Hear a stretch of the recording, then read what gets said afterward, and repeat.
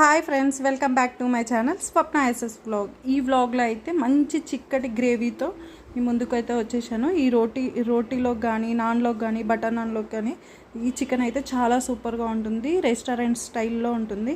చూడండి, నేనైతే ఆయిల్ తీసేసుకొని కొంచెం పట్ట, లవంగాలు, సాజీరా వేసేసుకున్నాను అనమాట.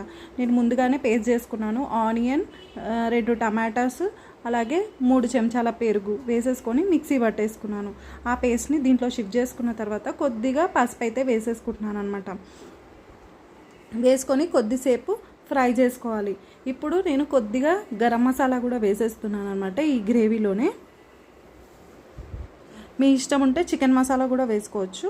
హోమ్మేడ్ గరం మసాలా కూడా వేసేసుకుంటున్నాను. కొంచెం స్పైసీనెస్ ఉండాలి, ఎందుకంటే రెస్టారెంట్ స్టైల్ అన్నాను కాబట్టి. ఇప్పుడు చూసారా, కొద్దిగా ఆయిల్ అయితే తేలిపోయిందండి. ఇలా ఆయిల్ తేలిన తర్వాత కొంచెం జింజర్ గార్లిక్ వేసేసుకొని మళ్ళొకసారి కలుపుకోవాలి. ఇప్పుడు ఈ పేస్ట్ అంతా కొంచెం దగ్గరగా అవుతుంది.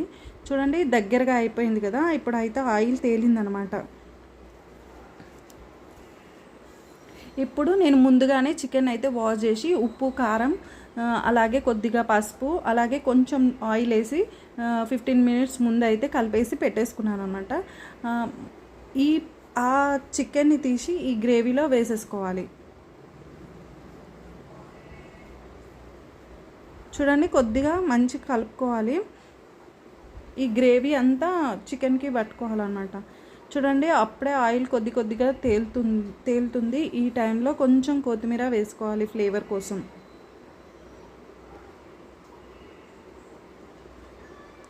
చూశారు కదా, ఇప్పుడు కొంచెం మన చికెన్ ఎంత బాగా అయిపోయిందో.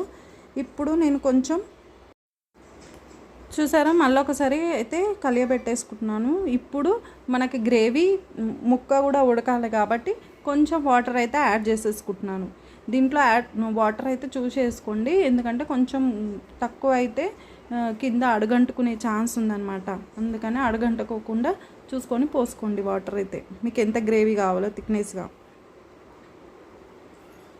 ఇప్పుడు నేను కూరకి కొంచెం ఆల్రెడీ మ్యాగ్నేట్ చేసినప్పుడు నేను ఉప్పు అయితే వేసుకున్నాను. నాకు కొంచెం తగ్గుతుందేమో వాటర్ వేసిన తర్వాత అనిపించింది. అందుకనే కొంచెం ఉప్పు, మళ్ళీ కొద్దిగా కారం యాడ్ చేసుకుంటున్నాను. ఇలా యాడ్ చేసుకున్న తర్వాత ఒక్కసారి అయితే కలిపేసుకుంటున్నాను. కలిపేసుకొని ఇప్పుడు చూడండి, కొద్దిసేపు అయితే ఇలాగే మూత పెట్టుకోకుండా కొంచెం ఉడికించుకోవాలన్నమాట. కొద్దిగా మంచిగా కొంచెం గ్రేవీ థిక్నెస్ రావడం కోసం ఇలా ఒక 5 మినిట్స్ అయితే మూత పెట్టుకోకుండా, కుక్కర్ విజిల్ కూడా పెట్టుకోకుండా ఉడికించుకోవాలి. చూడండి, మొత్తం ఆయిల్ అయితే ఎలా తేలిందో. ఇప్పుడు మళ్ళొకసారి కొత్తిమీర వేసేసుకొని ఒక్కసారి ఒక్క విజిల్ వచ్చేంత మటుకే పెట్టుకోండి, ఎందుకంటే ఆల్రెడీ మనం కొద్దిసేపు మగ్గించాం కాబట్టి. చూడండి, కుక్కర్ ఇప్పుడైతే రెస్టారెంట్ స్టైల్ చికెన్ అయితే రెడీ అయిపోయిందనమాట. ఈ వీడియో నచ్చినట్లయితే లైక్, షేర్, సబ్స్క్రైబ్.